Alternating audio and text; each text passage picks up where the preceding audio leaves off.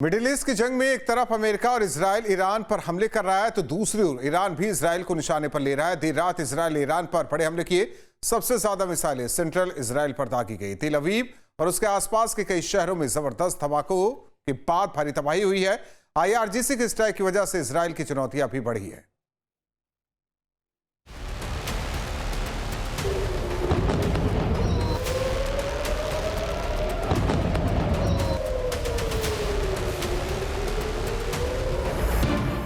Israel के खिलाफ Iran की घातक स्ट्राइक, IDF के ठिकानों पर मिसाइलों और ड्रोन से हमला। सेंट्रल इजराइल में सबसे ज्यादा हमले, साउथ और नॉर्थ इजराइल के शहरों पर भी अटैक। आधी रात को हुए हमलों से मची अफरा तफरी। ईरान की बैलिस्टिक मिसाइलें कहर बनकर बरसी और हर तरफ बर्बादी का मंजर देखने को मिला। IRGC ने सीरियल अटैक से सेंट्रल इजराइल के पेटाह टिकवा शहर को दहला दिया। तेल अवीव के पास मौजूद इस शहर को टारगेट कर ईरान ने IDF की ताकत पर बड़ा हमला किया। इजराइल के एयर डिफेंस सिस्टम को तार तार कर ईरान ने बता दिया है कि उसकी मिसाइलें किस हद तक तबाही मचा सकती हैं। शुक्रवार सुबह न्यूज नेशन की टीम पेटाह टिकवा में पहुंच गई है। दरअसल ये उपनगर है। अगर हम बात करते हैं तेल अवीव की, तेल अवीव से लगभग 1 घंटे की दूरी होलोन, एश्केलोन और ये उपनगरों में अब लगातार ईरान की तरफ से बराज ऑफ मिसाइल यानी अंधाधुन मिसाइल फेंकी जा रही है। और सोचिए कि जिस तरीके से ईरान के ब्रिज को तबाह और बर्बाद किया गया, वही स्थिति उसी का ही बदला यहाँ नजर आ रहा है। मेरे पीछे जो पूरी फैक्ट्री है वो फैक्ट्री तबाह और बर्बाद हो गई है और आसपास का पूरा इंडस्ट्रियल जोन बंद हो गया है। तो जरा सोचिए कि ये हमला जब हुआ तब शुक्रवार और बृहस्पतिवार की दरमियाना रात थी। अगर ये दिन के समय होता तो सोचिए कैजुअलिटी कितनी ज्यादा होती। और ये सबसे बड़ी बात है कि ये डायरेक्ट हिट थी। यहाँ हम क्लस्टर बॉम्ब्स का इस्तेमाल की बात नहीं कर रही है, क्लस्टर नहीं था, डायरेक्ट हिट थी ईरान की मिसाइल की। और यही वजह है कि पूरा का पूरा इलाका आपको तबाह और बर्बाद हुआ नजर आ रहा है। पेटाह टिकवा में मिसाइल अटैक से ठीक पहले काफी देर तक सायरन बजते रहे, लेकिन तमाम कोशिशों के बाद भी एयर डिफेंस सिस्टम हमला नाकाम नहीं कर पाया। मिसाइल इतनी तेजी से गिरी कि उसे इंटरसेप्ट करना नामुमकिन हो गया। मिसाइल जैसे ही टारगेट तक पहुंची, वहां बेहद तेज धमाका सुनाई दिया और पूरे इलाके में दहशत फैल गई। यहाँ पर लगातार जो सफाई अभियान है वो कर रही है, इलाके को प्लेन करने की कोशिश की जा रही है और आसपास भी जो सुरक्षा कर्मी है वो मौजूद है। और देखिए किस तरीके से ड्रोन के लिए, अब यहाँ पे अगर हम ड्रोन दिखा सके तो ड्रोन से देखा जा रहा है कि कितना नुकसान हुआ है। आसपास कोई विस्फोटक तो नहीं है। तो सोचिए कि इजराइल की अथॉरिटी को ड्रोन का सहारा लेना पड़ रहा है, इतना नुकसान हुआ। थोड़ी सी और आगे आइए और यहाँ हम आपको दिखाएंगे कि जो हिट होने के बाद जो मिसाइल है वो कहाँ गिरी है। तो देखिए यहाँ पर पूरा गड्ढा हो गया है और यहाँ पर मिसाइल का इम्पैक्ट हमें नजर आ रहा है कि ये पूरे जो पेड़ है ये मिसाइल इम्पैक्ट से ही खत्म हो गए हैं, तबाह हो गए हैं, बर्बाद हो गए हैं। तो ये स्थिति है जो हमें पेटाह टिकवा में नजर आ रही है। ईरान की स्ट्राइक के बाद पेटाह टिकवा के आबादी वाले इलाकों में काफी नुकसान की खबर है। प्रशासन की कई टीमें मौके पर पहुंची और रेस्क्यू ऑपरेशन चलाया।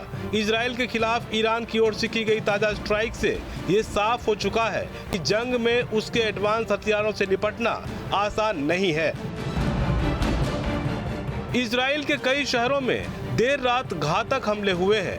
तेल अवीव के रिहायशी इलाकों में बैलिस्टिक मिसाइल से किए गए अटैक की वजह से तेज धमाके सुनाई दिए। इसके बाद वहां आग और धुएं के अलावा कुछ भी नजर नहीं आया। ईरान अब पहले से ज्यादा आक्रामकता दिखा रहा है।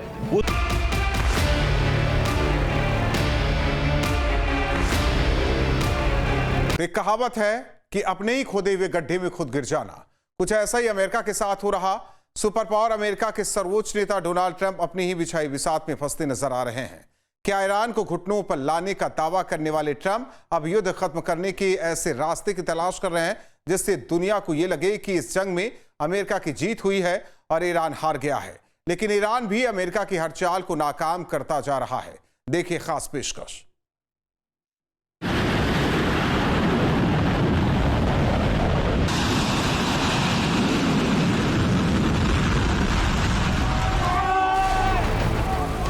मिडिल ईस्ट में ईरान के साथ अमेरिका और इजराइल को संघर्ष में उलझे हुए 1 महीने से ऊपर हो चुका है।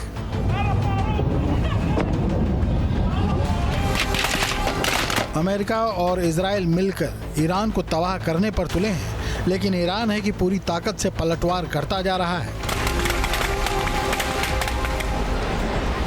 States military began major combat operation.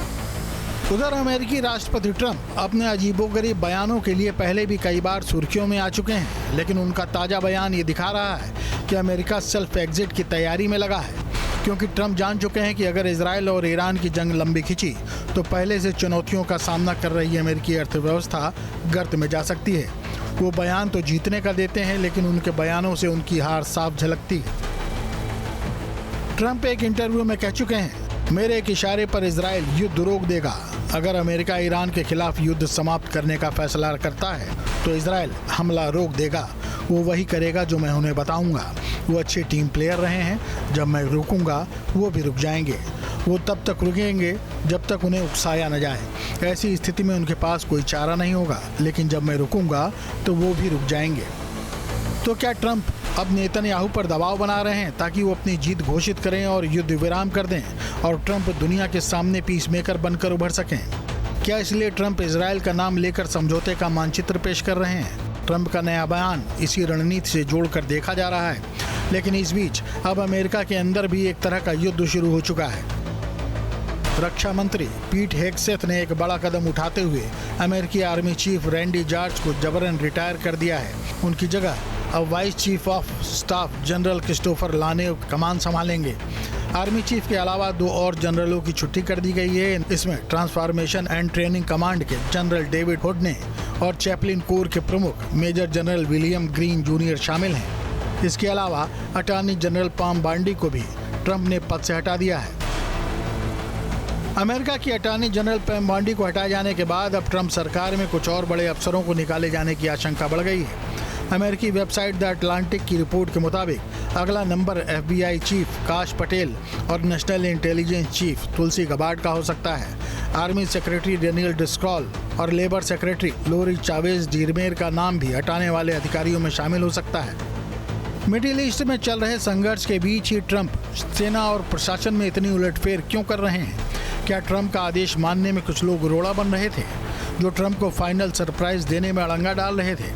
तभी ट्रंप कह रहे हैं कि उन्हें पाषाण युग में वापस ले जाएंगे। इधर ट्रंप ईरान को पाषाण काल में ले जाने की बात करते हैं, उधर ईरान मिडिल ईस्ट से लेकर इजराइल तक मिसाइलों की बौछार कर देता है। लेकिन 1 महीने के बाद भी क्या ट्रंप उस लक्ष्य को हासिल कर सके हैं जिसकी उम्मीद उन्होंने जंग छोड़ने से पहले की थी, या वो एक ऐसे जाल में फंस गए हैं जिसे उन्होंने खुद ही बुना है? हालांकि वो कह रहे हैं कि उनका लक्ष्य ईरान में सत्ता परिवर्तन नहीं था। रक्षा विशेषज्ञों का मानना है कि अमेरिका के भीषण हमलों के बावजूद ईरान की मिसाइल यूनिट आज भी एक्टिव हैं। लेबनान से लेकर यमन तक मिलिशिया आज भी अमेरिका और इजराइल के लिए सिरदर्द बनी हुई है।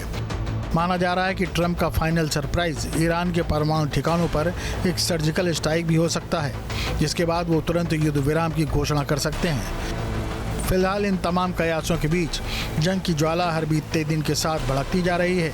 ट्रंप के लिए ये जंग अब साख की लड़ाई बन चुकी है, जिसे वो विजेता बनकर उभरना चाहते हैं। सवाल है कि क्या ट्रंप अपने लक्ष्यों को हासिल कर पाएंगे, या फिर इतिहास उन्हें ऐसे राष्ट्रपति के रूप में याद रखेगा जिसने अमेरिका को एक लंबी, खर्चीली और विनाशक जंग में झोंक दिया था। Tin news state.